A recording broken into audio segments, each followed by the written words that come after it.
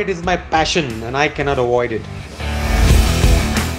Hello and welcome to Cricket Talk Show with Sajan. Today we have a wonderful personality from South Africa. He's South Africa's attacking spinner in the middle overs. His celebrations are funky. He has played 2 leagues before he was selected for South Africa. Yes, you've got it right. We have Tabraiz Shamsi with us. Welcome, Tabraiz. Thank you. Thanks for having me. How have you been keeping in South Africa? It's been good. Obviously it's been tough like the rest of the world to be locked up in our houses and everything's been shut down. But I think it's important that we all follow the rules, not just for our own safety, but for everyone else. So it's been really tough, but we have to all, do the right thing and make sure that we follow the rules. So what did you do in this lockdown where you couldn't probably practice or go to the nets? How were you keeping yourself busy? Yeah, it's been interesting for me. I've just had a baby boy just before the lockdown started, actually, a week before, I think. So it's been really nice for me to spend that much time at home. Normally we don't get to do that. We're always traveling around and hardly ever at home. So that was really nice for me, to be a part of such a long time in his life. I've been with him every single day, something that I would have never expected. So that was a blessing in disguise. But other than that, I'm studying as well, so that's keeping me occupied. Just trying to find new things, learning new things, and gaining more knowledge. So, what's the name of your son? His name is Mohammed Ibrahim. MashaAllah. And what have you been studying? I'm doing property development and investments. So it's a course that I'm doing through University of Cape Town. It's been quite nice. Yeah, it's been quite nice so far. So maybe after cricket, you plan to get into development? Yeah, definitely something like that. It's always interested me, and it's something that I've enjoyed. So that's probably my plan. Just for your information, since I'm in Dubai for the last 27 years, we are a building material supplier and also into development. So it sounds interesting to me.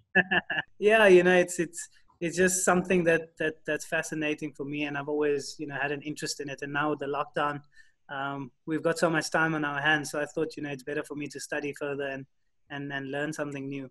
All right. So now that the lockdown, I believe, has eased down, have you gone to the nets or practiced? Yeah. So just this week we were allowed to start training again. So it's been, I think, 3 days that I've started bowling again, and it's quite nice. Obviously the body hasn't bowled any overs, any balls for so long, so it takes some time just to get back into it. But it's really exciting just to be able to do what we love.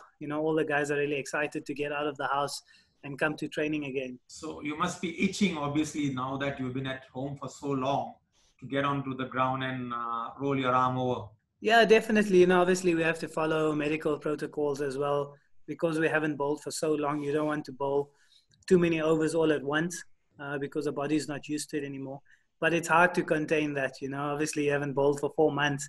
So if somebody tells you to bowl less, in the back of your mind, you always want to bowl more. You want to improve your bowling and get better again. So it's been a bit of a tough situation to stop when I don't want to stop. But, we have to just follow the protocols. Now, I introduced you as a left-arm wrist spinner. Now, I see a lot of similarities between you and Kuldeep. Kuldeep, they call him as the Chinaman. For our viewers, can you explain probably what's a left-arm wrist spinner or what's a Chinaman? I think it's the same thing. It's just 2 different names. It's literally a left arm wrist spinner is a leg spin bowler that bowls with his left arm. And I think from what I've heard, the story of how the name came about as a left arm Chinaman was, I think it was one of the English teams touring West Indies or something like that, if I'm not mistaken. And a left arm wrist spinner bowled the batsman out or something. And he was a Chinese man, so that's how it came about, I think, if I'm not mistaken. Remember Paul Adams from South Africa, who was probably, to my knowledge or my viewers' knowledge, they might remember fondly his action. He had a different action, Paul Adams. Do you remember him? Yes, I do. When I was younger, I used to watch him playing for South Africa, and I've been fortunate to be able to work with him, over the years, because he's coaching in South Africa. But it's something totally different, Obviously, you can't coach that action. And there's nothing that I can ask him about, his bowling action, because it's something that you can't replicate. I had heard, rather read in one of the interviews that you wanted to be a fast bowler. Yes. So obviously, being a South African, we grow up seeing fast bowlers like Alan Donald and Sean Pollock, Lance Klusener, Dale Steyn, and things like that. So of course, the people that you see on the TV screen, you want to be like them. So I always wanted to be a fast bowler until I think I was 14 years old when I got to high school, and the coaches told me I was just not quick enough to be a fast bowler, and that's when I changed to spin bowling. Who was your inspiration in spin bowling? Like who were you wanted to follow? Whose footstep you want to get into? So to be honest, like obviously, like I mentioned, when I was a child, I was a fast bowler. So I used to like Wasim Akram because he was a left-arm fast bowler, Chaminda Vas from Sri Lanka, and then of course Alan Donald and Sean Pollock. Those guys were the ones taking all the wickets for South Africa when I was young. So really, like, it's a funny story that I didn't really have like spin bowlers as role models because I was not a spin bowler when I was a child. But I watch a lot of I watched a lot of clips of Shane Warne, also Saeed Ajmal as well, because there was no left-arm Chinamans besides Brad Hogg. So I could only watch Brad Hogg's bowling. And Saeed Ajmal was the closest because he also spins the ball into the right-handers.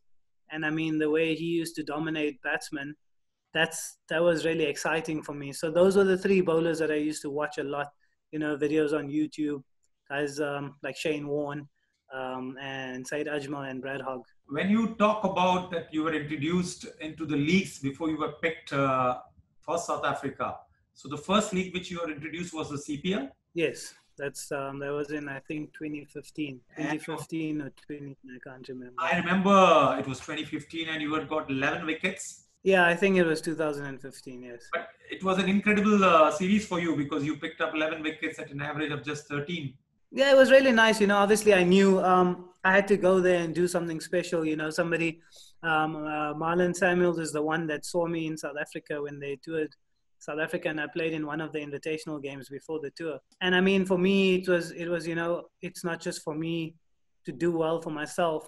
He's also backed me out of nowhere. Nobody knows about me. And you know how it is. As a captain, you can't just pick your team. There's owners involved. There's all of that.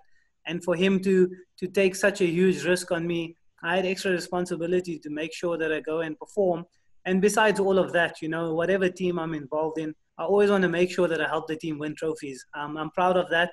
I've been fortunate enough, Shukar, to win quite a few trophies. And, that's what it's all about at the end of the day, to make sure that you're putting in match-winning performances and tournament-winning performances. It doesn't matter whether it's a cheap spell or a spell with lots of wickets.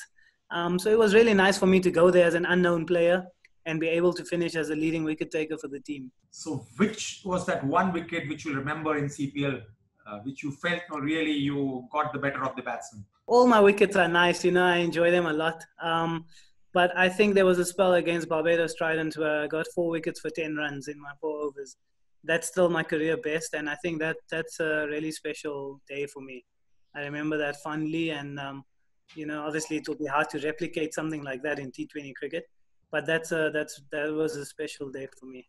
Another thing the viewers would like to know, that a wrist spinner is one who probably draws the batsman forward. That's what they talk about right-arm leg spinners.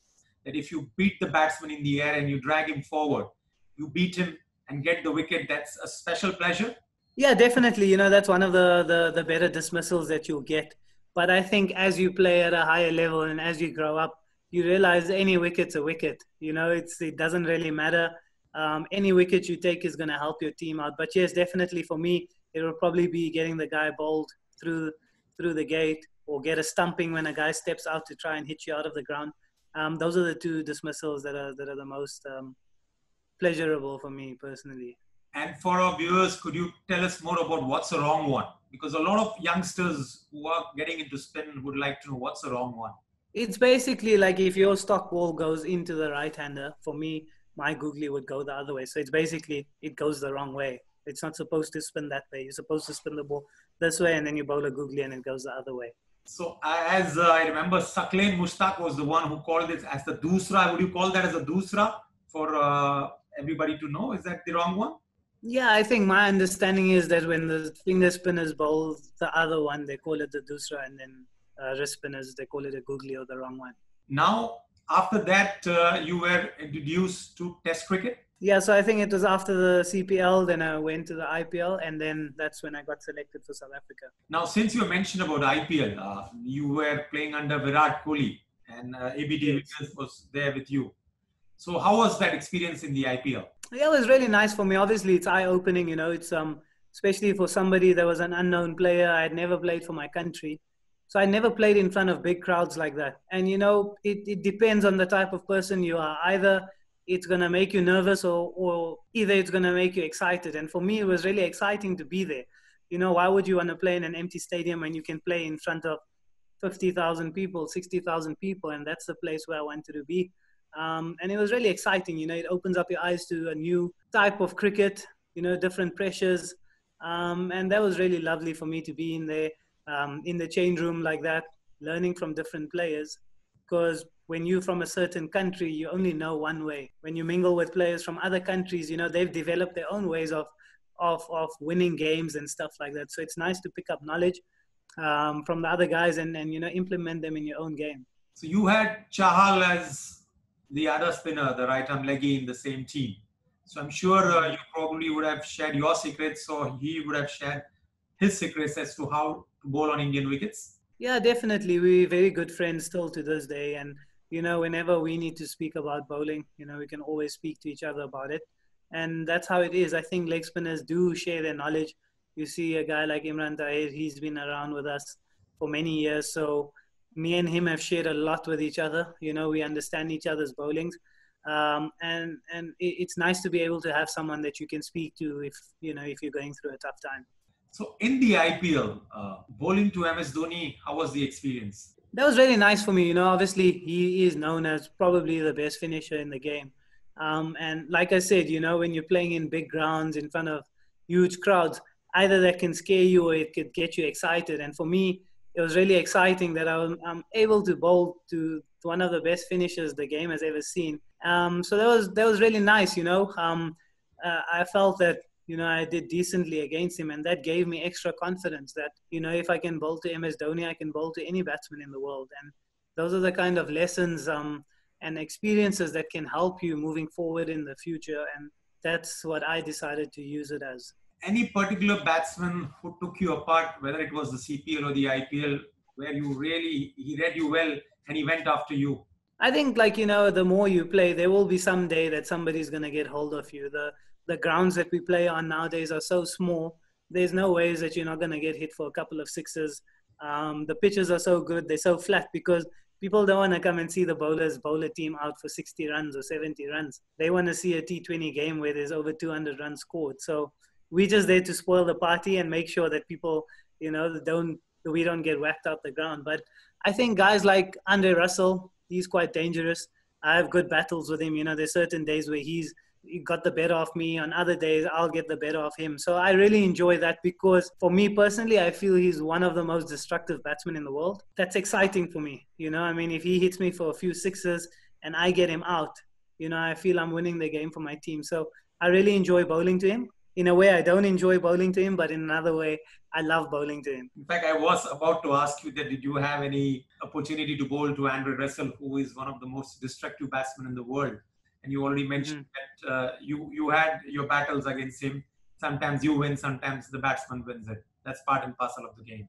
Yeah, I've actually happened to play against him quite a few times. You know, he was even in South Africa as an overseas player. The year before I played against him in the CPL, I really wanted to get him out, and I bowled a googly and he top-edged one. And I thought I had him, you know, so I was running around like crazy celebrating, and the fielder dropped the catch. And after that, you know, he hit me for like 5 or 6 sixes in my next 4 overs.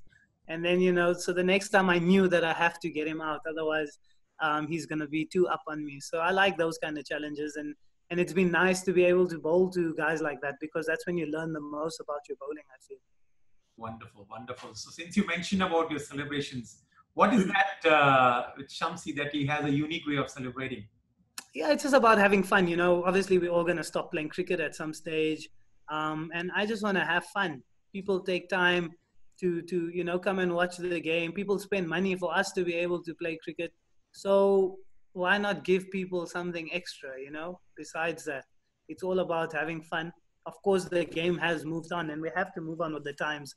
You won't see me doing that in a test match because I respect the traditional form of the game. But I mean, T20s is fun, and you got to enjoy yourself because I believe if I'm having fun, that's when I bowl at my best. So I don't wanna be all serious and be feeling the pressure on the field. I'd rather just be enjoying myself and make sure that that's what brings out the best in me. So if some batsman gets offended with your celebration, do you go and have a chat with him after the game, or how is it? Look, so far I don't think any batsman's had any issues because my celebrations are never personal. They're never towards the batsman. I'm just off on the side doing my own thing, celebrating with my teammates. So it has never ever like meant to be disrespectful. You know what I mean? It's just having a bit of fun. It's never directed at a batsman. I will never point at a batsman or be rude. So I don't think there's any issues. And I mean, I am quite aggressive when I bowl as well. And a few words on the field, it happens. If there's an issue, we sort it out and move on. Because at the end of the day, the batsman's trying to win games for their team, and I'm trying to win the game for my team. So I don't think there's anything wrong with that or any hard feelings. Very well said. It's a gentleman's game, and you have to respect the game as long as you are in the, making sure that you don't cross the line. Now we talk about your test cricket. You played 2 test matches for South Africa. How was that experience? Look, I wouldn't call it an experience. It was nice, obviously, and I made my test debut in Adelaide, which is a unbelievable stadium. It's so beautiful. It was a day-night test match as well, so it was an amazing experience. And then I didn't play for the next, I think, 2.5 or 3 years, and I played one in Sri Lanka last year. So I haven't really got a massive taste of test cricket, but it's been really nice, to be able to test myself against the best players. And let's see what happens moving forward.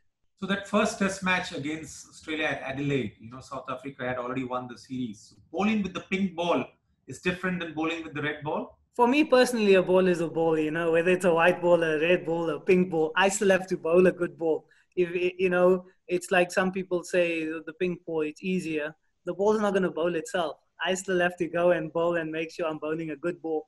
But I think at the beginning when the pink balls came out, I believe the seam was white, which some people said was harder to see.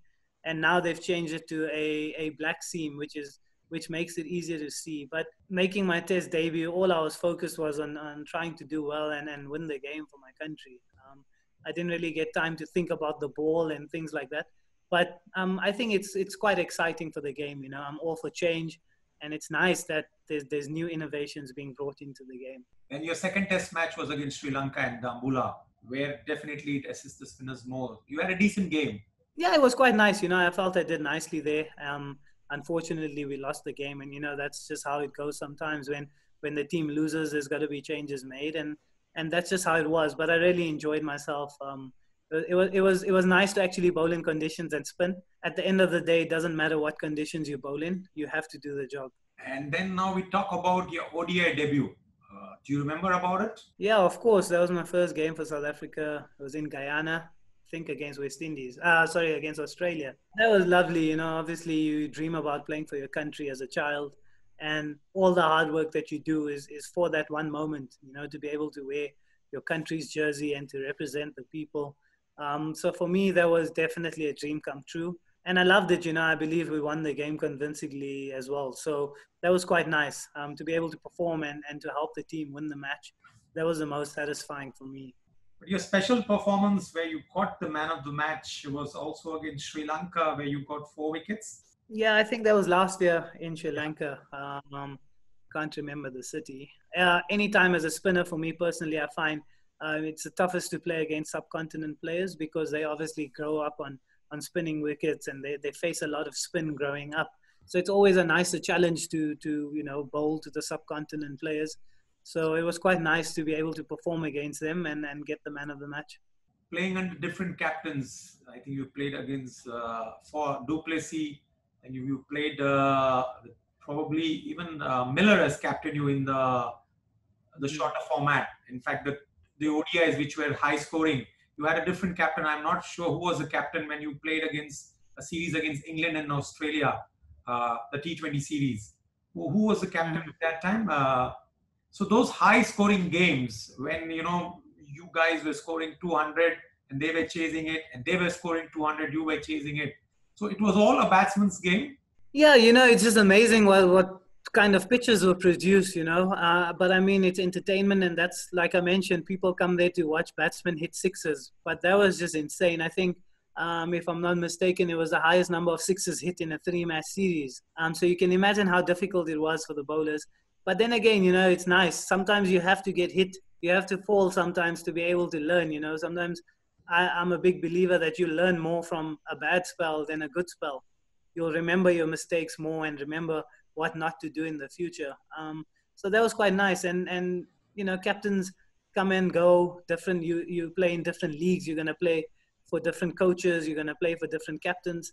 When I first started out, those kind of things didn't matter because you're playing under a certain coach and he knows what you can do. And then a new coach comes in and you don't know what the situation will be going forward. But then the more you play, you understand these are things that will always happen in your career. So if you let that bother you, it will be difficult for you in your career. So the best thing you can do is just focus on your job and make sure that you're performing every time. It doesn't matter who's the captain or who's the coach.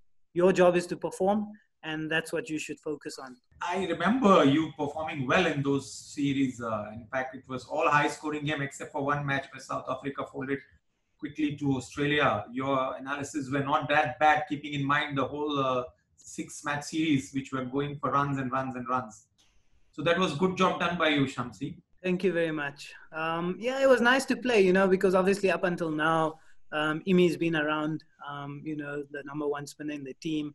So I wasn't really getting regular game time. And this season was the first time I could actually, play regularly. It's nice to know that you're going to actually play the next game. Whereas previously I would play one game now and then play another game 2 months later and then another game 3 months later. So you can't build that consistency. You got to be able to play. Even if you make mistakes, you have a chance to fix those mistakes 2 days later versus being able to play 2 months later. You've already forgotten what you did wrong. So it was nice to be able to get a consistent run, to be able to, put in those nice performances to help the team win. So your equation with Imran Tahir is how good? Yeah, we basically like brothers, we've spent a lot of time together over the years. And like I mentioned earlier, we always share things about our bowling to each other. If it's anything, we can phone each other up and speak about whatever we need to. And it's nice to have somebody like that within your circle. So if you're going through a good time, you can share it with somebody. If you're going through a tough time, you can ask someone for advice. And, obviously he's a lot more senior than me. He's played a lot more cricket. But there will be times he'll ask me what I think about his bowling and, what I feel he's doing wrong. So it's not just him just telling me or I'm asking him what's wrong with my bowling or what I'm doing right. So it was nice, I think, for him as well to have somebody like me around where we could speak to each other and know that, this person has their best interests at heart. The recently concluded World Cup, and I say recently means last year at this time, you all were playing the Cricket World Cup, ICC World Cup in England. I think you had 2 games, one against India and one against Australia. Did not go well for South Africa, but playing that World Cup, were you under pressure because it's the World Cup, your first World Cup? Look, for me, I go back to that word excited again, because for me, it was really nice to take part in a World Cup. How many players can say that they got a chance to be at a World Cup and play in the World Cup? So I didn't feel any pressure at all. And I think leagues like the CPL and IPL and things like that help with that, because you've been through that, you've played against the best players. So the way I see it, that why must I feel the pressure? I've bowled to those bowlers before, those batsmen before. I've done well against them before. So there's no need to feel pressure. It was rather just actually a lot of excitement to be there, being my first World Cup. Unfortunately, it didn't go well for us, but you always pick up experiences and you move forward with that. Remember the first game against India where Rohit Sharma got 100? How was your experience bowling to him, where he was sweeping you or any loose ball is to put it away? Yeah, he's a world-class player and you know that you have to be on top of your game. And like I mentioned earlier, bowling to subcontinent batsmen is probably the toughest as a spin bowler, because they know how to play spin bowling better than any others. So that was quite nice. Of course, it wasn't nice that we lost the game. But it's quite, I always look for the experience, what have I learned from bowling to him? Because then next time I know I'll do a better job. And then the next time I'll do an even better job and just try and get better every time I play against someone like him. But in conditions like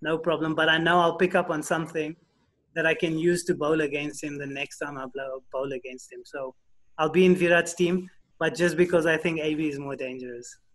That's a good one answer. In fact, as you have mentioned, you love to take challenges, and bowling to AB is one of the biggest challenge for any bowler. Yeah, definitely.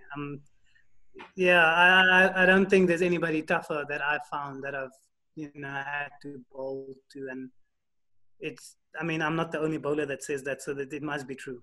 We had a wonderful chat with Tabraiz. We sincerely hope, that the future cricket, what Tabraiz has in him, and he does well for his country, for the leagues which he goes, and has a wonderful time in the near future. Tabraiz, please do well and go well and take care of yourself and your family.